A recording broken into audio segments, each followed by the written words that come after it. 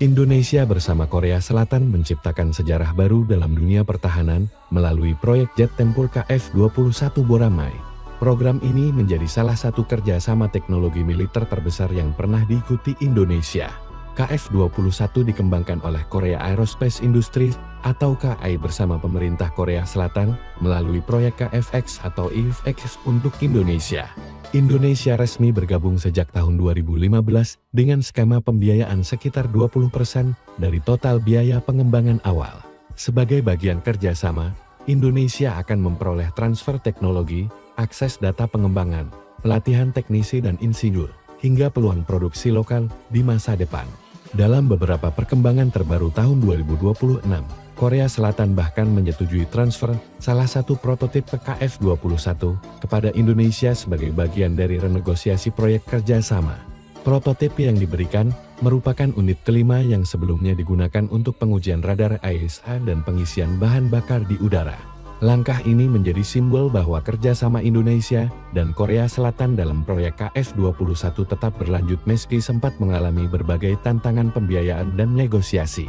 KF-21 sendiri dirancang sebagai jet tempur generasi 4, 5+ yang memiliki kemampuan stealth terbatas, radar modern, dan persenjataan canggih untuk menghadapi ancaman udara masa depan. Jika proyek ini sukses penuh, Indonesia akan menjadi salah satu negara Asia yang ikut terlibat langsung dalam pengembangan pesawat tempur modern dunia KF-21. Boramai merupakan pesawat tempur multirole generasi 4, 5+ yang dirancang untuk menggantikan armada F-4 dan F-5 Korea Selatan sekaligus menjadi pesaing jet tempur modern dunia. Pesawat ini menggabungkan teknologi generasi keempat dan sebagian kemampuan stealth generasi kelima. KF-21 memiliki desain aerodinamis modern dengan jejak radar lebih rendah dibanding jet tempur generasi lama. Dalam konsep operasional, KF-21 dirancang untuk melaksanakan misi superioritas udara, serangan darat, pengawalan strategis, patroli udara, hingga peperangan maritim. Indonesia menamai versi kerjasamanya sebagai IFX dan berharap proyek ini dapat memperkuat industri dirgantara nasional dalam jangka panjang. Pesawat ini menjadi simbol kebangkitan industri pertahanan Asia karena dikembangkan secara mandiri, tanpa sepenuhnya bergantung pada negara barat besar. KF-21 menggunakan dua mesin turbofan General Electric F414J400K yang juga digunakan pada beberapa jet tempur modern dunia. Mesin ini memberikan tenaga dorong besar, sehingga pesawat mampu mencapai kecepatan maksimum sekitar Mach 1,8 atau hampir 2.200 km per jam. Dengan dua mesin bertenaga tinggi, KF-21 memiliki kemampuan akselerasi cepat dan performa tempur tinggi dalam dogfight maupun serangan jarak jauh. Pesawat memiliki radius tempur lebih dari 1.000 km dan jangkauan ferry mencapai sekitar 2.900 km.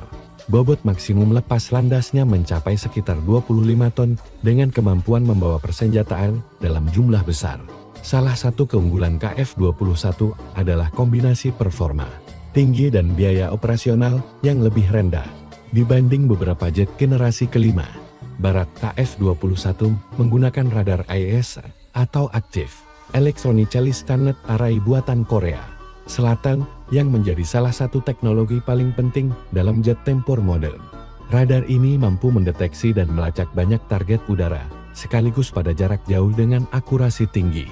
Selain radar AESA, KF-21 juga dilengkapi Infrared Search and Track atau IRST untuk mendeteksi pesawat lawan tanpa memancarkan radar aktif. Cockpit pesawat menggunakan layar digital besar dengan sistem freeviewer modern dan helmet-mounted display canggih untuk pilot. Sistem elektronik warfare pesawat juga dirancang mampu menghadapi gangguan radar dan ancaman peperangan elektronik modern. Salah satu prototip yang akan ditransfer ke Indonesia sebelumnya digunakan untuk menguji radar AESA dan avionik canggih pesawat. Ini KF-21 dirancang sebagai pesawat tempur multirole dengan kemampuan membawa berbagai jenis persenjataan modern. Pesawat memiliki 10 hardpoint untuk membawa rudal udara ke udara, bom pintar, rudal anti kapal, hingga rudal serangan darat. Untuk pertempuran udara, KF-21 dapat menggunakan rudal metal, IM-120 Anchor IM, dan IRIS-T. Untuk serangan darat dan maritim, pesawat dapat membawa rudal Taurus, bom GDM, dan berbagai senjata presisi lainnya. Dalam pengembangan masa depan, Korea Selatan juga berencana meningkatkan kemampuan stealth serta integrasi senjata internal pada varian lanjutan KF-21X dengan kapasitas senjata besar dan radar modern. KF-21 dirancang mampu menghadapi ancaman udara modern di kawasan Indo-Pasifik. KF-21 memiliki fungsi utama sebagai pesawat superioritas udara dan multi-role fighter modern. Pesawat ini dapat digunakan untuk patroli udara, pengawalan strategis, penghancuran target darat, anti kapal, hingga operasi peperangan jaringan modern. Dalam konteks Indonesia, KF-21 sangat cocok untuk menjaga wilayah udara luas seperti Natuna, Papua, dan perbatasan maritim strategis.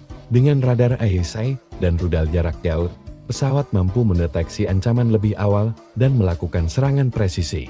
Kehadiran KF-21 nantinya diharapkan memperkuat kemampuan TNI AU dalam menghadapi tantangan keamanan udara masa depan. Indonesia memilih ikut dalam proyek KF-21 karena beberapa alasan strategis.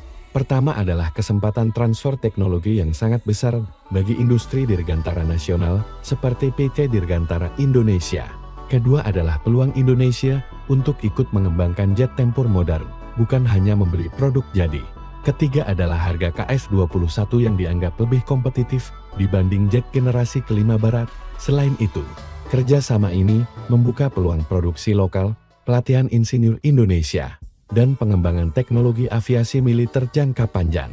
Meski sempat mengalami kendala pembayaran dan negosiasi ulang kontribusi Indonesia, kedua negara akhirnya tetap melanjutkan kerjasama dengan skema baru.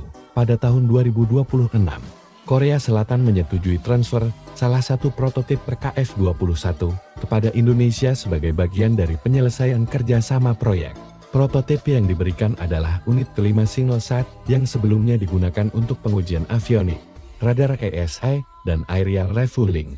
Nilai transfer keseluruhan mencapai sekitar 600 miliar won, termasuk teknologi, data pengembangan, dan dukungan penelitian. Indonesia sebelumnya sempat mengalami keterlambatan pembayaran kontribusi proyek. Namun setelah renegosiasi kedua negara tetap mempertahankan kerjasama strategis ini. Transfer prototip tersebut menjadi langkah penting karena Indonesia akan memperoleh akses langsung terhadap teknologi dan platform tempur modern untuk kebutuhan riset dan pengembangan lebih lanjut. Harga satu unit KF-21 diperkirakan berada di kisaran 65 hingga 80 juta dolar Amerika tergantung konfigurasi dan persenjataan. Harga ini lebih murah dibanding beberapa jet generasi kelima barat, namun tetap menawarkan teknologi modern seperti radar AESA dan kemampuan multi-role tinggi. Dalam berbagai laporan, Indonesia juga sedang membahas potensi pembelian sekitar 16 unit KF-21 setelah proyek pengembangan selesai. Selain memperoleh pesawat jadi, Indonesia juga mendapatkan keuntungan berupa transfer teknologi dan peluang produksi komponen tertentu di dalam negeri. Hal ini membuat proyek KF-21 menjadi jauh lebih strategis dibanding pembelian pesawat biasa KF-21. Boramae menjadi simbol kebangkitan industri pertahanan modern Asia, sekaligus tonggak penting kerjasama strategis Indonesia dan Korea Selatan. Melalui proyek ini, Indonesia bukan hanya membeli pesawat tempur modern, tetapi juga ikut belajar, mengembangkan teknologi, dan membangun masa depan industri dirgantara nasional dengan radar AESA modern, kemampuan multi-role, performa tinggi, dan peluang transfer teknologi besar. KF-21 berpotensi menjadi salah satu tulang punggung kekuatan udara Indonesia di masa depan. Terima kasih sudah menonton di channel Perisai Langit. Jangan lupa subscribe, nyalakan lonceng notifikasi, like, dan share video ini agar channel Perisai Langit terus menghadirkan pembahasan alutsista modern, teknologi militer dunia, dan kekuatan pertahanan Indonesia paling update dan informatif.